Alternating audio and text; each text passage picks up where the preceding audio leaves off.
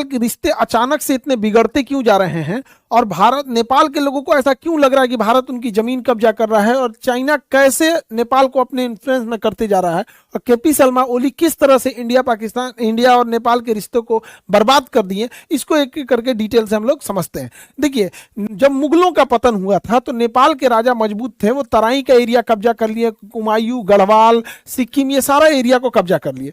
लेकिन अंग्रेजों ने जब इस पे आंग्ल और नेपाल युद्ध किया 1814 से 1816 के बीच में, तो नेपाल के गोरखा शासकों को पीछे हटना पड़ा और उनको ये जमीन वापस करनी पड़ी अंग्रेजों के साथ। हमारा तो सत्ता उस समय गिर चुका था, यहाँ पे मराठों की भी हार हो चुकी थी। 1761 के पानीपत के युद्ध के बाद मराठों का पतन प्रारंभ हो गया, इधर मुगल खत्म ही हो गए थे। तो यहाँ से पहले जो सतलज नदी से इनकी सीमा बनती थी, अंग्रेजों ने इसे कह दिया कि भैया ये आपकी काली नदी से सीमा बनेगी यहाँ पर, और यहाँ पर मेची नदी, और यहाँ गंडक नदी, ये बॉर्डर जो बनेगा बिहार के साथ गंडक नदी। तो 3 नदियों को सीमा बना दिया अंग्रेजों ने। अब इन 3 नदियों को समझते हैं। ये सीमा जो बनाई गई थी ये सुगौली में बैठ के बनाई गई थी। सुगौली बिहार के चंपारण में एक जगह है सुगौली, तो सुगौली में ये संधि हुई 1816 की, इसलिए इसे सुगौली की संधि कहते हैं। इसके तहत नेपाल की पश्चिमी सीमा काली नदी, उसके उधर भारत का उत्तराखंड, इधर मेची नदी, इसके इधर सिक्किम, और नीचे ये गंडक नदी।